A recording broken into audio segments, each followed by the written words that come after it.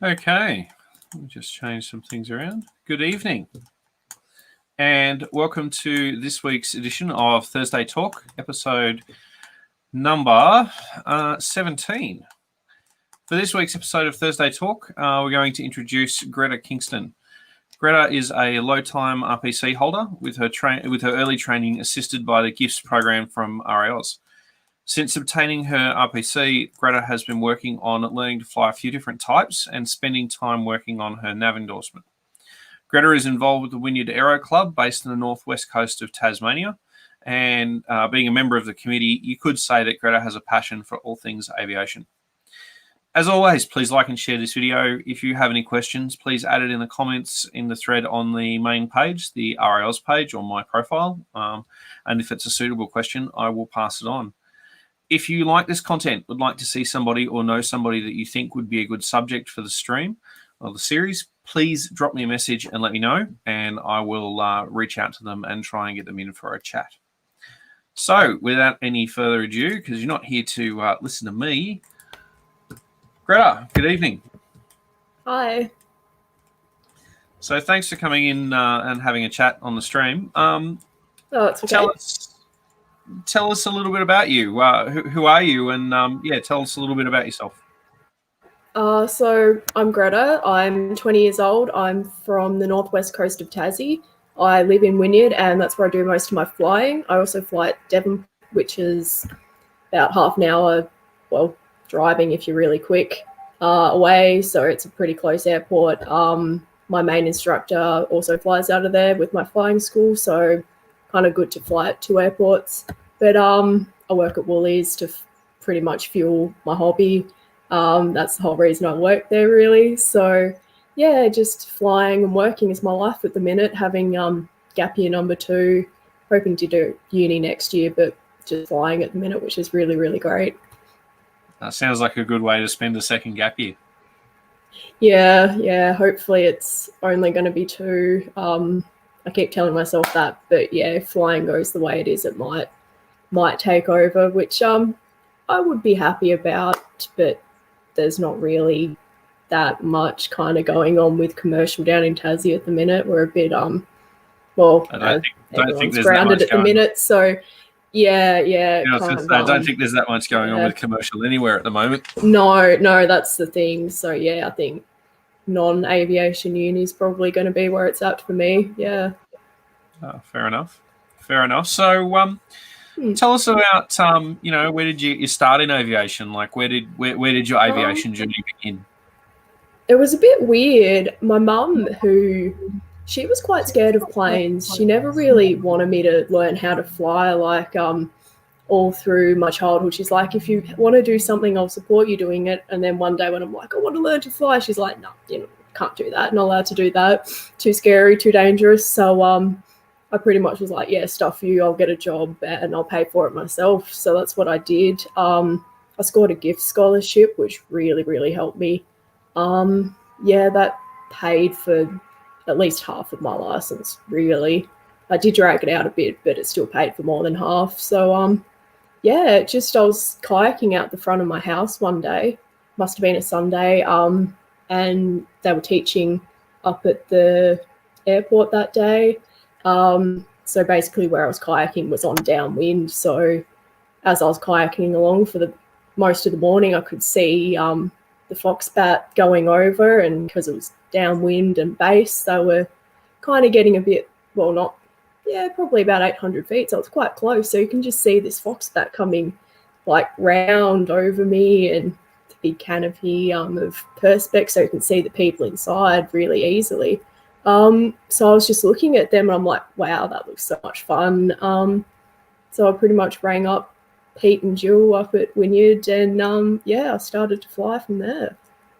That was really actually how I got into it. Yeah, it was crazy. And I didn't think I'd love it as much as I did, but I really, really do. Yeah, it's pretty much taken over my life now. It's great. Yeah, okay. And you said that you got a job solely for the purpose of paying for your flying lessons. Yeah. How did that go? Like, when you rocked up for the job interview, they're like, why are you here? You're like, because I want to fly. Yeah, I was pretty open about that from the start. My boyfriend was working there. He worked there for a year before I worked there, so I was the fresh hire when he was just starting to move around apartments and stuff. So yeah, the store manager was like, of course I was like 17 in school at the time. So he's like, why are you here? Like, you obviously want money, you need a car or something at that stage, or want money for something. But I'm like, I want to learn to fly. Like, that's why I'm here. And he's been really interested. Eventually I'll take him up one day when we both get around to it. But yeah, he was interested, I was interested, so I was like, yeah, come and work here and fly and work. It was great. Yeah, cool. So how did the TIFF go for you? Did they did the flying instructors pull any fast ones on you, or No, nervous? not that I remember. It was a bit of a hectic day because it was club competition day, the day I did my TIFF. So the club was packed. I haven't actually seen it that packed since. So everyone was there. The competition was actually in the Foxbat that I did the TIFF in. So it was pretty much a big queue to get in. It was yeah, everyone was packed around. So I was talking to everyone. It was great. It was yeah, really good experience just to walk into there and see this aero club packed with people all flying. And it was a really nice summer day for flying too. So I had pretty much the best flying day I ever had that day. It's crazy. But yeah, he didn't actually pull any too scary ones on me. I think he wanted just to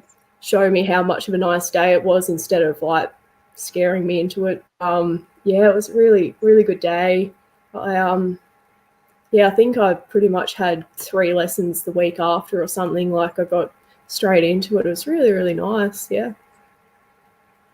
Okay, and you mentioned it was club competition day. What was it, like Yep. a style competition, or what was the competition? I can't actually remember. I think our club, we've changed it a bit since then, but we used to have Pete, our instructor, would pick something weird to do. So it would either be you do 2 circuits, so it would be like 500-foot circuits, or like pretend you have like rudder trouble, or pretend you've got some like engine trouble, so you can only have certain amount of power, or something weird like that, or no flaps, full flaps, some interesting scenario that challenges a lot of people, and then you'd score kind of based on how you'd perform with that. So yeah, I can't actually remember what the competition was my TIFF day, but yeah, it was one of those comp days. We tried to do it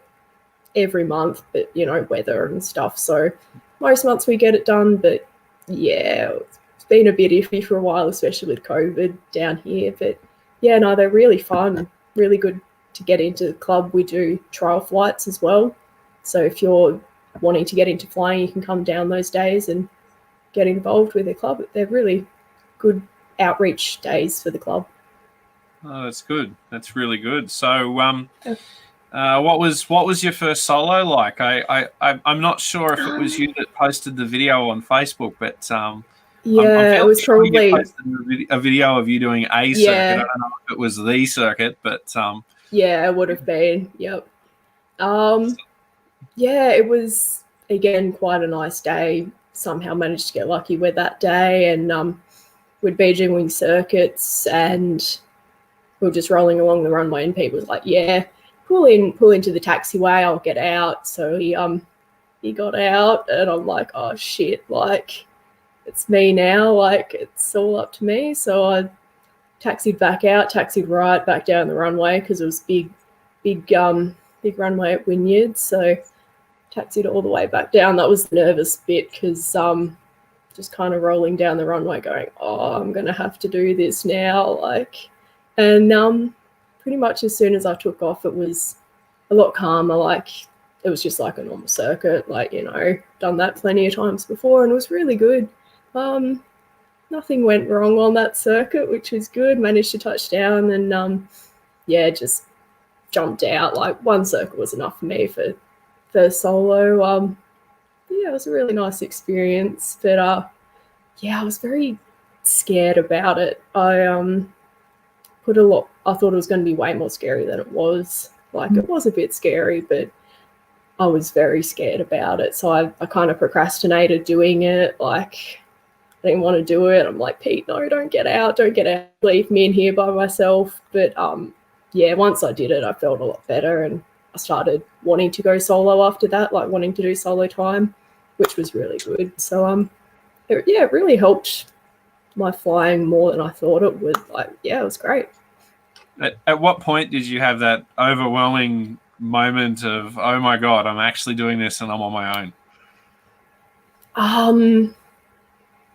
I think it was probably either when I first lifted off, or it was probably when I was late final coming in. I'm like, I just kind of did a circuit and now I've got to just finish it off. And because like late downwind is like, well, late final actually is where I like get ready, wiggle for landing, and that's when I'm ready for landing. So that kind of was when it sunk in, and I normally check that like Pete's still all good with everything. So like that check and gone, Pete's not actually there, like it's just me now, which was good. And that circuit was a right hand circuit, so as I was looking downwind, I normally look past Pete to see the runway.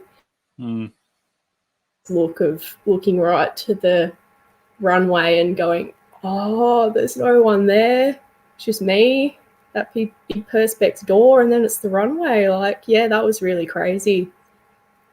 So probably one of those three moments was when it sunk in that I'm doing this by myself, and I'm it. Really, that was good. Cool. So you mentioned earlier that your training was helped out by the GYFTS program. How did you get put onto that, and like what was that experience like for you?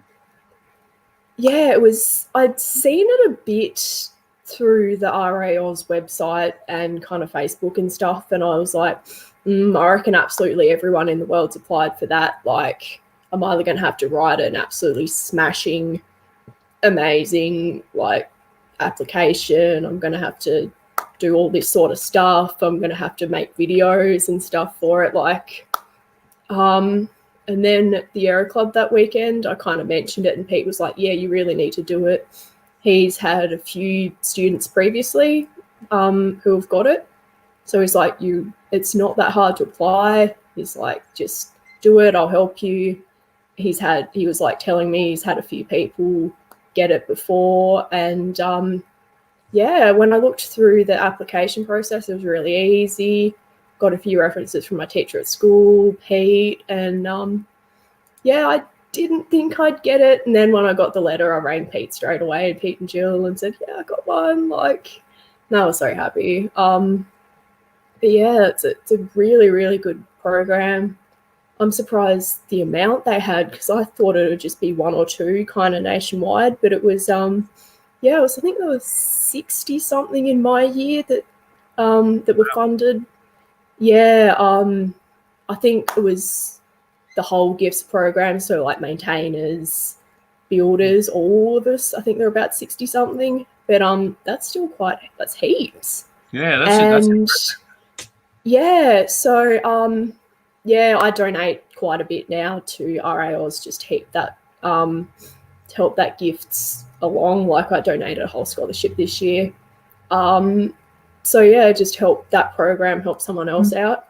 But it was really good for me because it let me do like that extra lesson or do that extra little bit more to get me better. So it meant that, I don't know, it wasn't like I was skimping my way through learning. Like, when it came half an hour or an hour, I wasn't thinking like, I've got to get down now, spent my money this week. It was, let's stay out longer. I can afford this. Let's keep flying. Let's get more current, more skills. It just helped me have a more packed in kind of experience. And do more lessons, which is really what flying is about, just doing it more, which was, it's an absolutely amazing opportunity. And I think scholarships are closed now, but I'd really recommend everyone apply, like absolutely everyone. Yeah, it's great. Yeah, I think the latest round of scholarship applications closed on Sunday, I think. So I think it was Sunday. Yeah, kind of missed 35th. out on that one. Yeah, but amazing program. So hopefully we'll be seeing something come out of RAAus with regards to that soon. It'll be cool to see, and it is a great program to help get people into the air. So, we've talked a little bit about your involvement with RAAus and your training and stuff.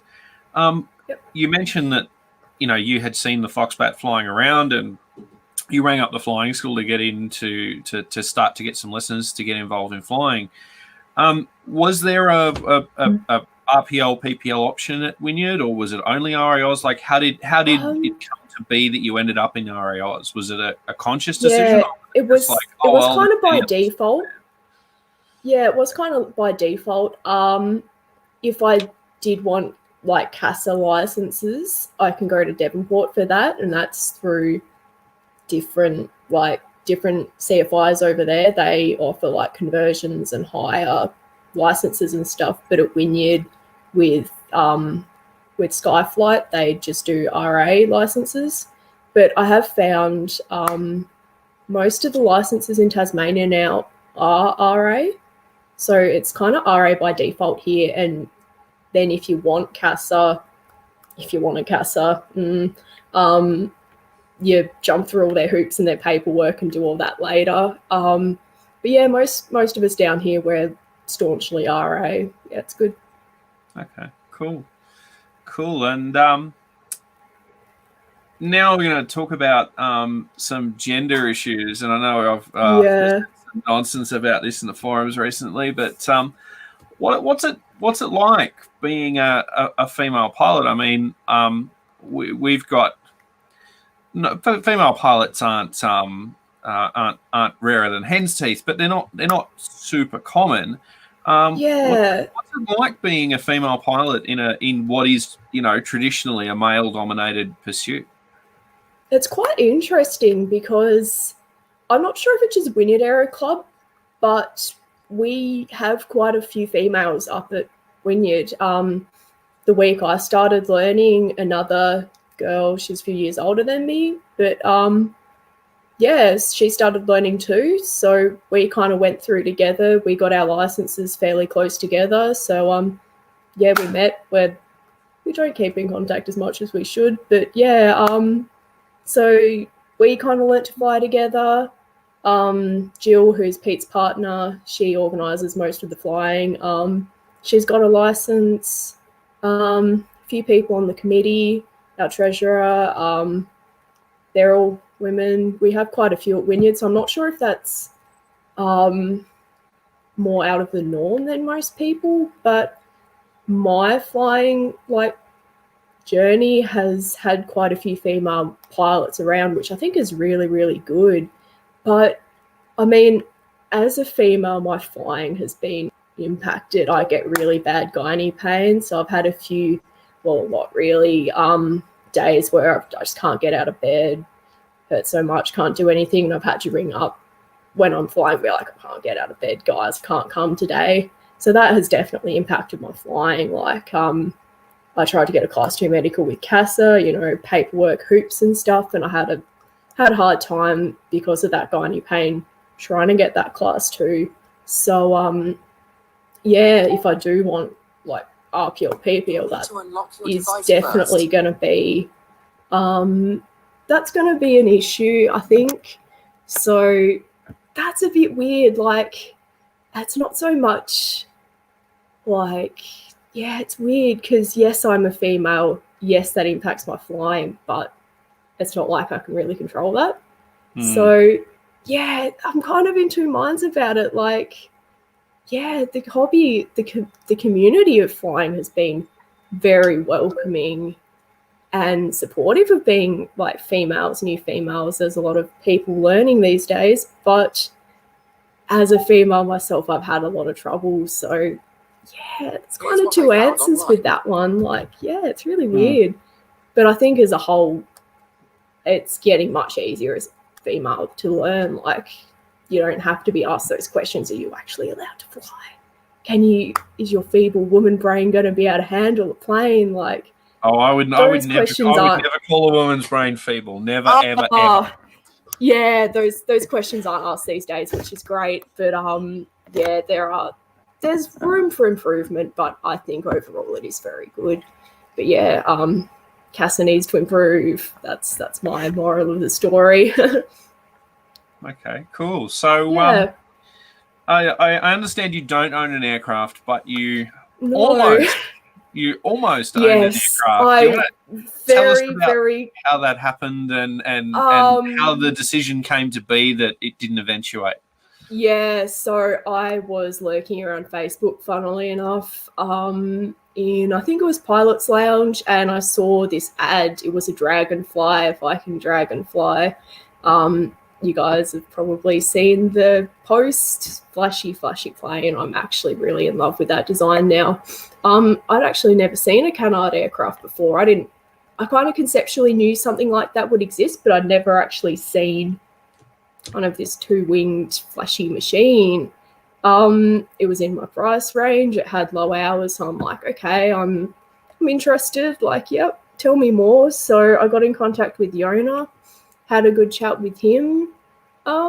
Yeah, it was going fairly well. Where it fell through was I pretty much asked the previous owner and the guy who ferried it between the two owners. I pretty much just asked them, should I buy this plane? And their answer was no. They're like, it's a hobby, it's a project aircraft. Like, it's going to need work and tinkering and playing around with it to get it right. Like, they said, yeah, it works, but it's not right. It needs more. So that was where it fell through. I just kind of want something I can just turn on, it goes. I don't need to play around with it to get it going. Like, yeah, so that's what I'm after. It was a very nice plane. I'm still getting over it. I think that I'm not buying it, but yeah, it was the best decision for me. So yeah, just talking to everyone. It was crazy that I could just get someone's phone number and just ring them up and say, hi, I'm Greta, or I'm interested in the Dragonfly. And we just talked like we'd known each other for 10 years. It was great. Like, yeah, we just had great conversation, like really friendly, and yeah, between friends. It was really good of the community as a whole to to be able to do that. I think it was about 4 different people actually did it with maintainers, previous owners, the guy who ferried it. Like, yeah, they're all amazing. So yeah, I don't have a plane is the answer to that one, but I'm still looking out, still lurking around all the pages and stuff, trying to find the right plane. Is going to be, I think, especially with COVID now, it's probably going to be a little while before I find something. But yeah, no plan. Yeah, it's the market at the moment is really, really interesting. There's a lot of I think we're getting to a time where, you know, unemployment's going up, and I think a lot of people are dragging those, you know, those projects out of the barn and going, can I fix this? Or, you know, maybe I need the money. I was gonna, maybe I need the money. I was gonna put this thing back in the air, but I'll just flog it cheap because I need some cash at the moment. I think there's a lot toys are the first thing to go, aren't they? Yeah, that's it. And I think there's a lot of really good bargains out there to be had at the moment if you've got the skills or the ability or the money to finish those things off and put them back in the air. But you know, if I'm guilty of making exactly this mistake. I bought my aircraft thinking it would be, you know, a cheap project. It would be easy to put back in the air, and well, no. No, you've had quite a long journey with that one, haven't you? Yeah, quite a long journey. But I think it's one of those things. You know, if you just want something that you can jump in and fly, and you don't have to worry about and make sure that it's right and it's right for you, then you know you need to make sure. And I think what you mentioned about being able to talk to people, just pick up the phone and talk to people. I think that highlights and illustrates some of the camaraderie in the aviation community. Like we're all here because we like planes, or we like flying. We like aviation. So we've all definitely. It definitely highlights the tight knitness of our community, especially like it's not just RA people. Like some of these people were GA pilots, but they were flying RA machines. But it was all pilots as a whole. It wasn't like us and them with RA and CASA. It was good to see that too.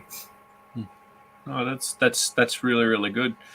Yeah. So I understand you've been flying a few different types recently. Tell us about the different types you've flown, and what some of the differences are. So I learnt in a Foxbat, so that's my main kind of flying knowledge base, really. And I was working with Woolies in Georgetown in the north of Tassie. I was doing stock take up there, and there's a flight school up there. So I booked a lesson after I finished work, and that was in a Jab 120. So never flown a Jab before, but I was like, hey, let's go flying after work. So I jumped in with Eugene Reed and went flying for about an hour up there. And I'm like, okay, this is easier than I thought it was going to be to fly, especially coming from a Foxbat and Jabiroos being a more GA style, faster kind of aircraft. So yeah, that first lesson was really good, and I've been flying with him at Devonport now.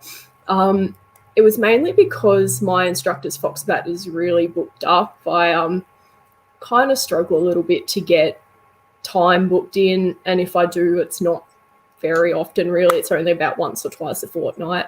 So this was just kind of another plane that I can fly and get more time in. So I've been flying, been booking a double lesson once a week with the Jab.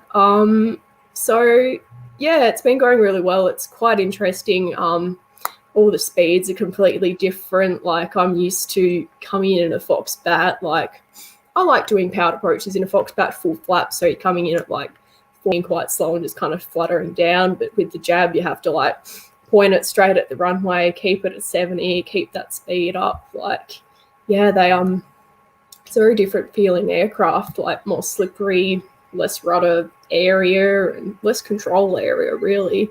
It's probably the main difference with that one. It's but it's really good to fly a Jab, because when you talk to people about planes, I find they either say the plane flies like a Foxbat or it flies like a Jab.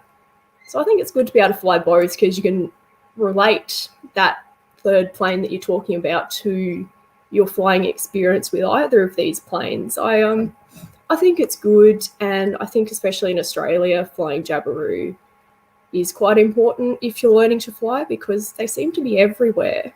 So you're probably going to be coming across one sooner or later, whether it's a friend that you're flying with or people at the club, or if you do have your eye out there for a plane, there seem to be a lot of them around and a lot of them on sale, and they're just kind of around everywhere, and I tend to like them. Probably not going to get into any of the stuff that's going on with Jab. I'm not really educated enough on that to say anything, but yeah, I think they're an okay flying machine. I've heard a few horror stories, but I think they're fine. Nothing's gone wrong for me yet, so I'm going to stay with them for a while, I think. Yeah, so I'm hoping to get into tail draggers soon, if we get around to it. It's getting around to it and doing navs, getting there. But I just kind of want to fly lots of different planes, so just getting as many endorsements as I can at the minute is my goal. So how is the navigation training coming along? I'd imagine being in the northwest of Tassie, there's you're not exactly spoilt for choice when it comes to strips around the area. Yeah, there's a few strips. It's kind of hard because I drive a lot around, so I kind of know where a lot of places are, and Tassie really isn't that big. So you get to know the geography quite quickly. So yeah, navigation, I mean, you can do it, but you kind of know where you are most of the time. As far as where the navigation theory for me is going, it would be going much, much better if I stopped procrastinating doing it. That's where it is at the minute. Yeah, my instructors sent me a flight plan. I've done most of it. I just need to finish it off. And I honestly just need to stop procrastinating doing it, because then we can just go and fly it and start logging hours for Nav. That is kind of where it's at the minute. Probably need to start learning to use my whiz wheel a whole heap better. I can do it, but not very well and not very quickly. You just follow the line on Oz runways. That's all you got to do. Yeah. I've got Oz runways. I'm keen to use that, but got to learn how to do it properly. And I've got the whiz wheel. It's fun to play with, but I need to get a bit of finesse with using that as well, because Pete's going to want me to whip that out in the plane when we're zooming around. So I need to really put the time and effort in to learn is how that's going. Fair enough. So you're involved with the Wynyard Aero Club. Tell us about the club, and how are you involved with that? What sort of things does the club do? Well, we're not really doing heaps at the minute because we've just come out of lockdown. We were in the lockdown area in the northwest coast of Tassie. We had both of our hospitals. They got the COVIDs and they had to get locked down and deep cleaned. So we got locked down for those 3 weeks, which really put a stop in our club activities. The club as a whole, we're not huge. We have about 55 members at the minute. We are trying to get more members, but it's in a small rural community.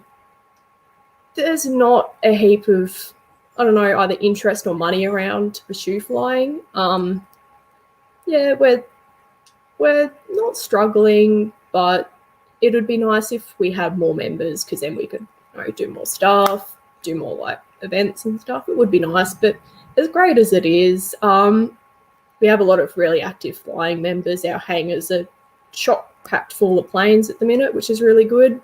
And most of them are flown regularly, which is really good to see all the different planes out and about. So, we have Pete, who's our CFI. He teaches in the Foxbat 1 day a week, sometimes 2, and he's packed up with students, which is really good to see. But we have barbecues monthly, which we haven't done all year because of COVIDs. We have movie nights, COVIDs again, and our flying comps that I mentioned earlier, we've had 2 this year, which is really sad because they're really, really fun to do, because we get all the CFIs from across the coast. They come in their different planes, so we all get to fly all these different planes at a cheaper cost than if we actually went to the CFI and booked a lesson and did all that. So it's a good cheap way to experience all the planes that are around, and it's really good. But COVID has kind of hit us hard. It's really stopped us gathering and actually doing really what we want to do, which is get out and fly around and tell everyone about it, really. I was gonna ask how has COVID affected your flying, but I think you've pretty well covered that. Well, for me, because I work at the Mount Street Woolworths, which is where all the healthcare workers from the 2 hospitals that got shut down, they all shop at the store I work at. So that wasn't scary, but there were talks of shutting the Woolworths down. So obviously I would have had to self-isolate and do all that stuff, get tested, whatever. But for those 3 weeks, our local flying schools obviously weren't allowed to operate. We do have some COVID measures in place, but there's not really a lot of social distancing you can do in an RA aircraft. You're always like this close, except in a Foxbat, then it's that close. It's like, it's not really heaps you can do, just wipe down like touch points and stuff, use your own headset and stuff like that. But it has kind of hit our flying schools a little bit hard, because they obviously just had to shut down for 3 weeks, but they still have to pay like all their landing fees and bills and stuff. But we're going good now, because Tassie as a whole, we don't have cases, so life's kind of getting back to normal here now, which is really good. It's good to hear. It's good to hear. Yeah. Just sorry, just quickly. You in Victoria? No, I'm in regional New South Wales, so I'm okay. I'm about to be about 100 nautical miles due west of Newcastle. So I'm sort of in this weird area where if I want to go to Newcastle, if we're driving, we've got to drive an hour to the north and then drive to the east, and then go south. Drive all the way back. Or if we want to go to Sydney, we've got to drive an hour to the south and then go over the Blue Mountains. So we're kind of in this little weird spot where there's no real direct way to get anywhere from where we are. So, but where I live, the airfield's only 5 minutes away, so I can't complain too much. Yeah, it's good with me. I'm about 3 minutes. If I jump in the car, I can see the runway from my house, which is great. If I lean the right direction out my bedroom window, I can see the windsocks, so that's great. That's pretty cool. I can have a little peek at what it's going to be like if I head up flying, which is good. All right, so obviously you've been flying for a little bit now. You've got, you said somewhere around about 100 hours. Yeah, I haven't quite added up that recent logbook page, but yeah, it'd be getting close to 100 hours by now. So you've been flying for long enough for something to have gone a bit sideways. Tell us about a time something didn't quite go the way you'd planned it.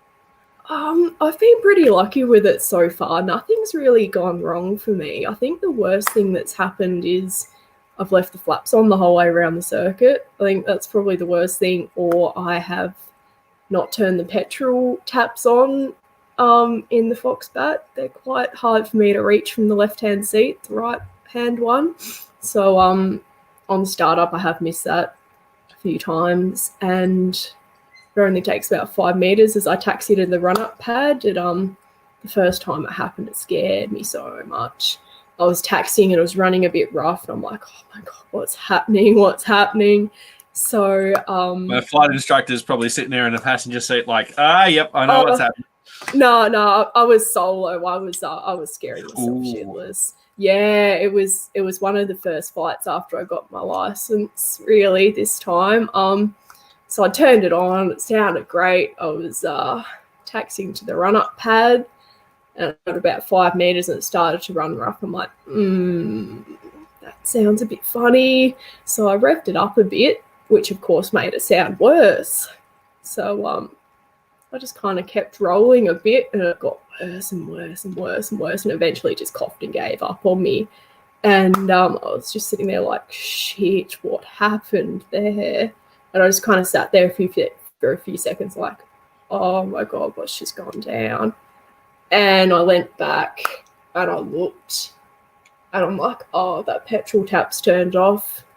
And I looked over my other shoulder, that petrol tap's turned off too. So that pretty quickly solved that problem. I just flicked them back on and cranked it on, and it was great. But yeah, that did scare me the first time. Yes, it's a good reminder of why we do run-ups. Yeah, because especially the checklists I use, fuel's on there about twice. So I don't know what I was looking at, but I must have missed that one.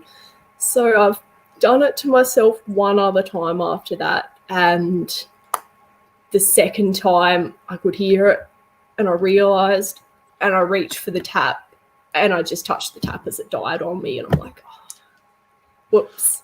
So yeah, just crank it back over and we're all good. Continue taxiing. But yeah, I haven't really had anything go actually wrong with me.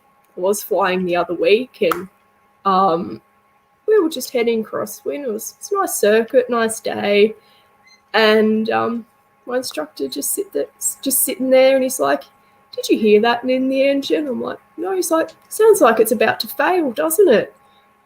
And I was there like, oh, please don't do this on me. Like, this was before I'd done any engine failures in the Jabiru, and I didn't know what I was doing in the Jabiru. And it's like, sounds like it's about to fail, doesn't it? And I'm like, no, please don't do it. And he just rips the power on me, and yeah, in we go.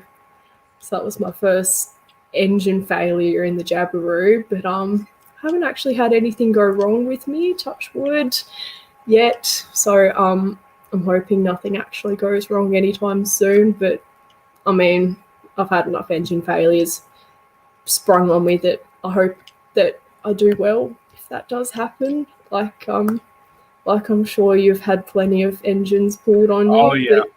Oh yeah. Yeah. They spring it on you, but it makes us prepared, and I'm glad they do it. As much as it does get me a bit sweaty and scared the first time they do it, but I'm very glad they do it, and we're better pilots for it, as much as it does scare us. Yeah, in my pre-test prep flight that I did with my instructor, 4 times. So we've got the luxury of flying, or I've had the luxury of learning to fly out at a grass private strip. So it's a public use strip. Anyone can use it, but it's a privately owned strip. But no one does. Well, no, people do. We do get aircraft come up from Sydney to do navigation, and they do touch and goes and stuff. But on this particular day, it was quite early in the morning. There was nobody around, and when you've got those sorts of conditions, we've basically got the airfield to ourselves, and it's a cross. The airfield's got a cross strip. It's got a north-south strip and an east-west strip.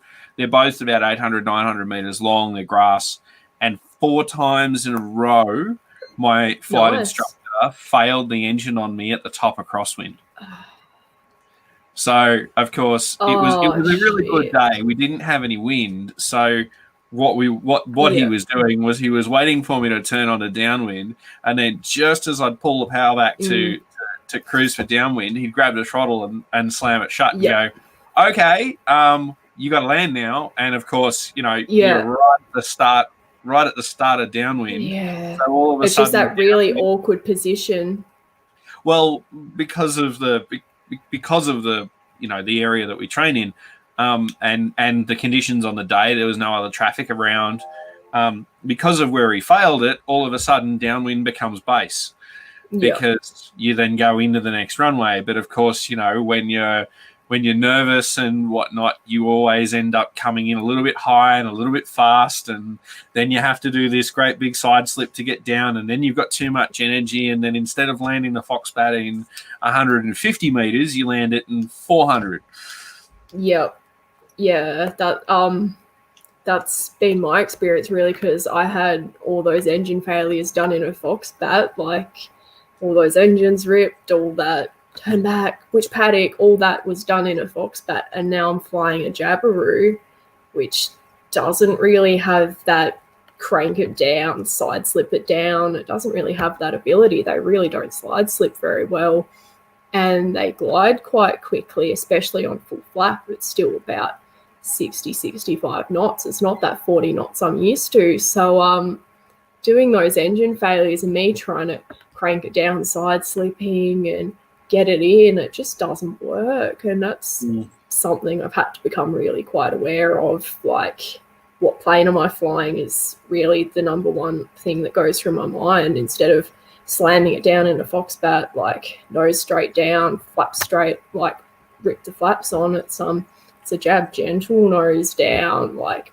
big turns, because you're not going to be able to side slip that down later. Like, it's quite different, and which kind of feels like I'm learning all over again. It's really interesting. Yeah, it's interesting. If you want a good experience, ask your flight instructor if you can swap seats for a flight in the Foxbat. Yeah. It will absolutely throw you for 6, it threw me for 6 anyway. Yeah, I might actually do that soon. Yeah. Even like your feet on the rudders and you go, oh, crap, now which pedal have I got to push? Like, everything just feels different. Yeah, because the planes I've kind of flown has been left-hand throttle, right-hand stick or yoke. So swapping that over, I reckon I'd be a bit of a mess with that one. Yeah, it's different. And it would perspective, be. You're used to seeing the nose curve off to one side, and you jump in the other side, and it's everything the opposite. So, no, it's a really interesting one. What's a funny story that you've got from flying, or hanging around flying, or talking nonsense with people who are flying? Tell us a funny story. Yeah, I don't know. I mean, yeah, we talk a lot of shit.